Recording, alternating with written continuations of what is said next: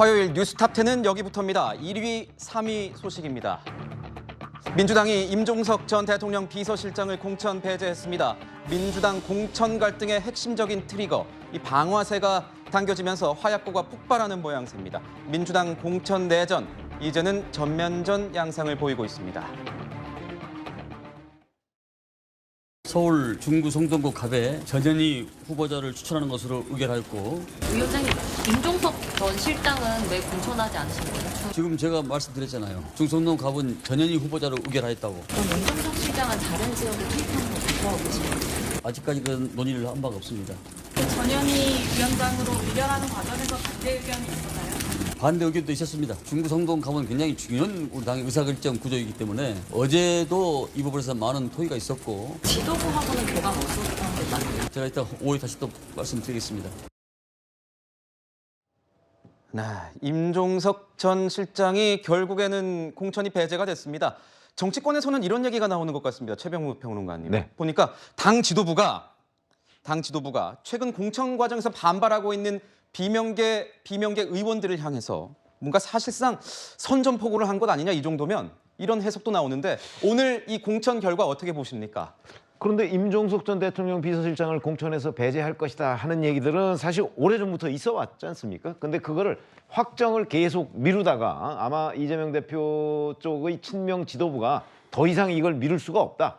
미뤘을 경우에 여러 가지의 부작용들이 나타날 것이 예상이 되고 이미 일부 지역에서 현실화가 되고 있습니다. 그러다 보니까 이제 더 이상 미루지 않고 정면 돌파를 하겠다. 그러니까 지금 말씀하신 뭐 선전포고의 의미도 가지고 있죠. 그러나 이제 이건 어찌 보면 공천에 저는 큰 분수령을 넘었다고 봅니다. 넘었다? 그렇죠. 이게 임종석 전 대통령 비서실장을 공천하느냐 마느냐 하는 것이 이번 전체적인 공천 국면에서 대단히 중요한 고비였는데 그 고비를 넘었고, 물론 이 파동은 고민정 최고위원이 최고위원직을 사퇴하면서 아마 당분간 좀 계속 가겠지만, 문제는 지금 뭐 사실 의원들 40일 정도밖에 남지 않았습니다. 그러다 보니까 각자 제 코가 석자여서 뭐 이 문제를 가지고 계속 왈가왈부하기에는 조금 아마 여력이 부족하지 않을까 싶어서 이재명 대표가 정면 돌파를 택한 이 부분에 있어서 이 반발은 아마 앞으로 한 며칠 정도 가고 그 이후에는 뭐 다른 국면으로 넘어갈 수 있지 않을까. 그래서 저는 이재명 대표 입장에서 보면 공천의 큰 고비를 넘었다, 이렇게 생각을 합니다. 공천의 큰 고비를 넘었다. 방금도 말씀해 주셨는데 임 전 실장의 컷오프, 이제 공천 배제라고 했군요. 공천 배제는 어느 정도 예상된 바였습니다. 오늘 발표 하루 전날입니다. 한 전략공관위원이요, 이 친명계 성향의 한 유튜브 방송에 출연해서 한 말이 있습니다. 박여군 전략공관위원이 해당 방송 출연 직전, 그리고 다음 날 전략공관위 회의에 참석해서 한 인물인데 이렇게 얘기를 한 겁니다. 사회자가 내일 민주당 새 출발할 듯, 뭔가 임종석 전 실장에 대한 공천 배제를 암시하는 듯한 발언을 하자 공관위원이 네, 새 출발하시죠, 이렇게 얘기를 했다는 겁니다. 새 출발하시죠. 이현정 위원님, 네. 사실상 예견이 되었던 겁니다. 새 출발하시죠. 이 시점, 그동안 끌고 오다가 오늘 딱 마무리를 지으려 했다. 매듭을 지은 이유는 뭘까요? 일단 민주당이 이제 새로운 국면으로 넘어가는 것 같습니다. 오늘로서 저는 명문 정당이 이제 끝났다. 이렇게 보입니다. 네. 명문이라 하는 것은 이재명의 명자와 문재인 전 대통령의 문자, 명문 정당이라고 이야기를 해왔지 않습니까? 그렇지만 이제부터는 명문에서 문은 이제 빠졌다라는 것이죠. 그만큼 이제 문재인 전 대통령, 즉 친문 세력은 사실상 이제 이번 공천에서 이 임종석 실장의 어떤 이 공천을 주지 않음으로 인해서 사실상 민주당 내에서 이제 퇴출됐다, 이렇게 볼 수 있을 것 같아요. 그러니까 전 참 이해가 되지 않습니다. 어떻게 공관위원이라는 사람이 이렇게 유튜브에 나와서 이런 이야기를 할 수가 있는지, 도대체 민주당의 공관이라는 게 오히려 이렇게 유튜브에 어떤 지시를 받고 하는 건 아닌지 의심스러울 정도로 굉장히 아마 일부 세력에 의해서 결국은 이루어지고 있는 게 아니냐. 그동안 사실은 공관위에 대한 어떤 공정성 문제가 많이 제기가 됐지 않습니까? 아니, 아무리 이동영 씨가 이재명 대표와 친분이 있다고 하지만 어떻게 여기 유튜브에 나와서 공관위원이 미리 예를 들어서 이 중요한 공천 관련된 이야기에 대해서 이렇게 미리 이야기를 할 수 있는지 참 저는 이해가 되지 않는데, 바로 이게 민주당의 현실인 겁니다. 뭐냐면 민주당이 지금 공천이라는 게 결국은 친명 세력이 주도를 하면서 비명계들을 사실상 공천에서 완전히 배제시키고 완전히 이재명의 정당으로 만들어가기 위한, 즉 이재명 대표가 그런 이야기했죠. 혁신이라고, 껍질을 벗긴다라고 혁신이지 않습니까? 근데 그 껍질을 벗기는 것은 결국은 친노 친문의 정당에서 결국은 친명의 정당으로 완전히 껍질을 새롭게 만드는, 저는 그런 작업들이 바로 오늘 시작이 됐고, 이제 이 싸움은 결국은 이제 이 이재명의 민주당과 그렇게 만들지 않는 세력, 이제 아마 오늘 뭐 탈당 사례가 앞으로 있을 것 같은데요. 그렇게 된다면 이제는 싸움은 새로운 국면으로 넘어가는, 저는 오늘의 중요한 이 전환점이 되지 않을까 그렇게 보고 있습니다. 그렇군요. 좀 뭐 이재명 대표 같은 경우에는 계속 시스템 공천을 하고 있다 이렇게 지금 얘기를 하고 있으니까요. 근데 좀 뭔가 행간을 봐야 되기는 할 것 같습니다. 해당 방송 출연 직전 그리고 다음 날 전략공관위 회의에 참석을 했다. 뭐 결과론적이긴 합니다만 임종석 실장이 결국은 공천 배제가 됐어요. 서영주 부대변인께 좀 여쭤보자면, 그러니까 공정성 문제도 있는 거예요. 이렇게 계속 공천 과정이 진행되고 있는데 공관위원이 나와서 이렇게 뭔가 암시하는 듯한 발언을 먼저 하면 가뜩이나 지금 불공정 뭐 공천이다 이렇게 얘기 나오고 있는데 뭔가 좀 석연치 않다 뭐 이런 의견들이 나오는 거예요. 지금 이제 결과론적이라고 얘기하셨잖아요. 결과론적으로 보면 그렇게 얘기할 수 있으나 어제 이제 전략공관위 회의를 아는 분들은요. 그러니까 이제 기자들이 다 취재를 했더라고요. 그러니까 임종석 전 실장의 어떤 그 거취 문제에 대해서는, 그러니까 박영훈 지금 위원이 그날 회의에 참석한 날, 그러니까 유튜브가 출연한 날 있었어요. 근데 그거를 좀 밀어놓고 그 다음 날 발표하기로 결정을 했었고, 그 분위기 내에서는 임종석 전 실장에 대한 거취가 좀 부정적이었다라는 것들은 대부분 알고 있었던 사실이었습니다. 그리고 지금 보면은 새 출발하자는 것들이 기본적으로 임종석 실장을 오래 끌으면 안 좋다라는 것들은 분분하게 당내에서 나왔던 얘기입니다. 예를 들어서 임종석 전 실장의 문제가 굳이 이렇게까지 거의 한 달 이상을 끌 문제였느냐, 초창기에 그런 뭐 명문이냐 문명 충돌이냐라는 말이 나왔을 때 네. 결국에는 전체 민주당의 공천에 대한 이미지를 제대로 뭐 리스크를 줄이려면 임종석 전 실장을 가부간의 결정을 빨리 했었어야죠. 그걸 끌어온 거는 결국에는 지도부나 공관위 쪽에서의 문제였다. 라는 점에서는 저는 박영훈 의원이 이거를 뭐 의도적으로 어떤 불공정하게 뭐 저 이동영 그 유튜브 가서 얘기한다고 해서 결과가 달라집니까? 안 달라지잖아요. 그러니까 그런 부분들에 있어서는 뭐 대단한 실수라고 보기는 쉽지 않을 것 같지만 결정이 늦은 부분들은 굉장히 잘못됐다. 저는 그런 말씀드립니다. 결정이 늦은 부분은 굉장히 잘못됐다 이렇게 말씀 주셨습니다. 그동안 험지 출마 요구를 받아왔습니다. 임 전 실장이요. SNS에 이 중성동갑 지역 구민들에게 인사하는 영상들 만나서 꾸준히 이렇게 같이 얘기를 나누는 모습들 꾸준히 올려왔습니다. 자신의 지역구에 출마하겠다는 의지를 계속 고수하고 있습니다. 일단 선거운동을 전면 중단하고 임 전 실장 같은 경우에는 내일 오전 국회를 찾아서 기자회견을 열겠다.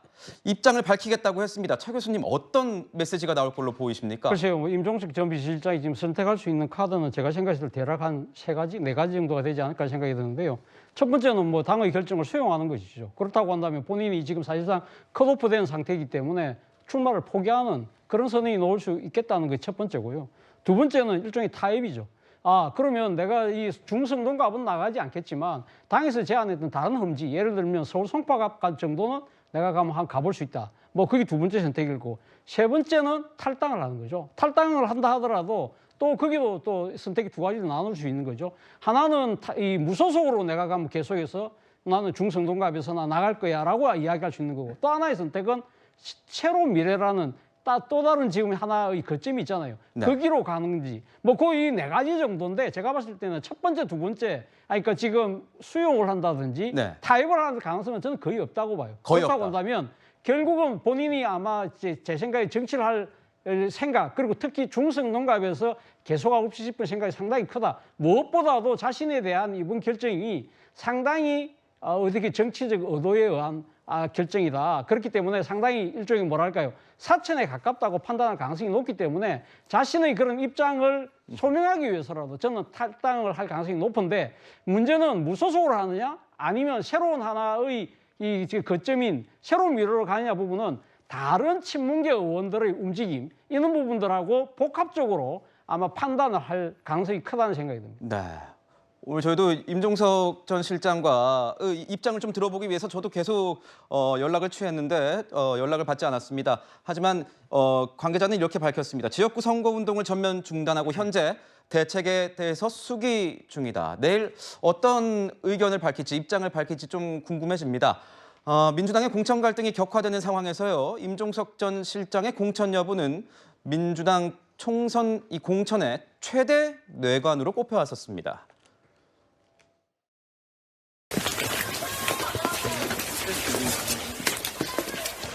우리 저쪽 방에서 같이 나오면 될까요?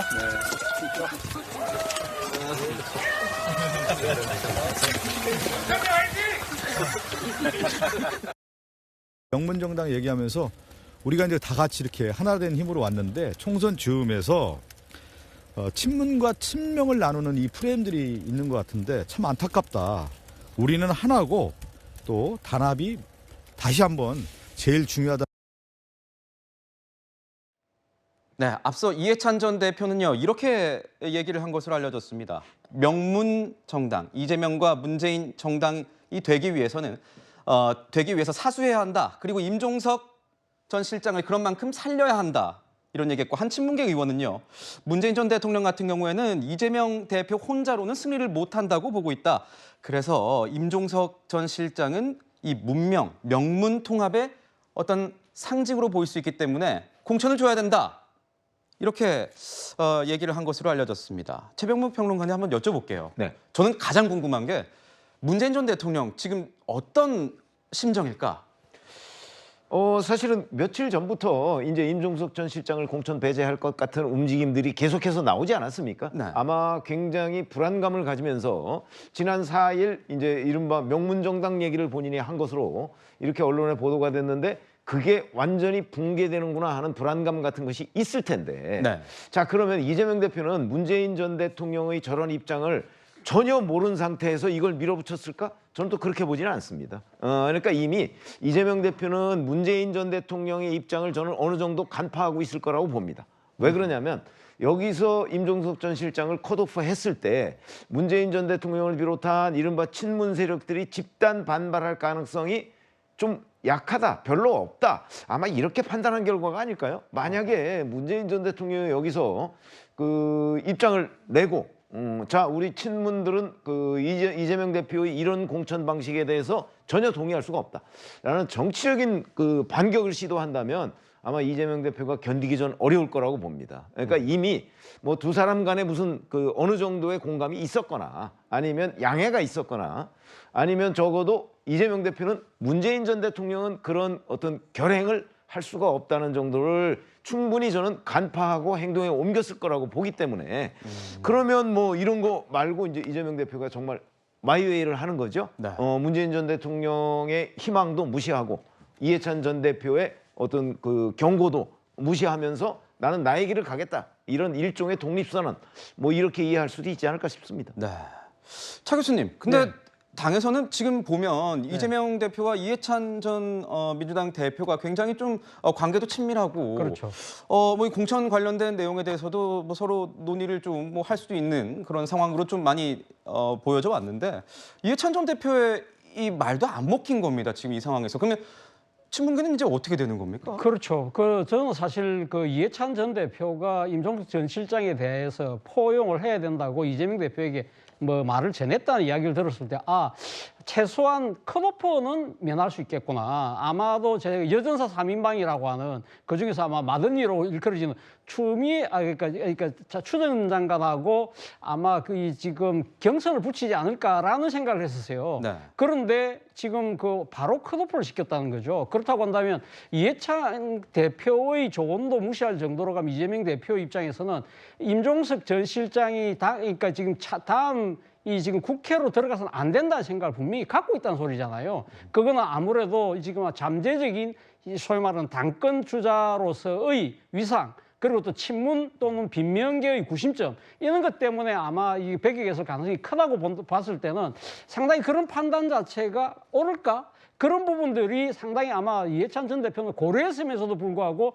이야기를 했다는 것 자체가 저는 이 좀 이해가 잘 안 돼요. 이재명 대표 이 선택에 대해서. 그런데 사실은 지금 이재명 대표 입장에서는 당내의 원로들이 지금 다 이번 공천에 대해서 상당히 쓴소리와 질책을 하고 있어요. 특히 3총리 중에 2사람, 지금 이제 이낙연 전 총리를 제외한 정세균, 김부겸 총리조차도 지금 상당히 이런 상황이라고 한다면 당의 선거를 돕지 않겠다고 이야기한 상황이기 때문에 사실 이재명 대표 입장에서는 남은 하나의 정치적 비빌 언덕은 이해찬 전 대표였거든요. 네. 그렇기 때문에 이해찬 전 대표가 이재명 대표의 이번 선택을 어떻게 받아들일 것이냐, 이것도 상당히 우리는 주목해 볼 필요가 있다는 겁니다. 만약에 이 지금 다른 원로들이 돕지 않을 경우에는 아마 선대위원장을 이 지금 마지막으로 이렇게 생각했던 하나의 카드가 아마 이해찬 전 대표였을 거예요. 그럴 경우에 이해찬 전 대표도 선대위원장으로 뛸 수 있을까라는 생각이 든다는 것이죠. 소영주 부대변인께 네. 한번 여쭤봐야 될 것 같아요. 그러니까 네. 약간 일각에서는 이런 얘기가 나옵니다. 이번 공천, 특히 임종석 전 실장의 이 공천 배제 이 기점으로 이재명 대표가 이제 이 당과 이 야권의 주도권은 내가 쥐겠다. 이제 친문과 이해찬 전 대표보다도 내 어떤 파일을 키우겠다. 뭐 이런 의미가 아니겠느냐 이런 얘기가 나오는 거예요. 여기에 대해서는 어떻게 보십니까? 당내에서는. 그러니까 이제 그런 의미가 좋지 않은 의미잖아요.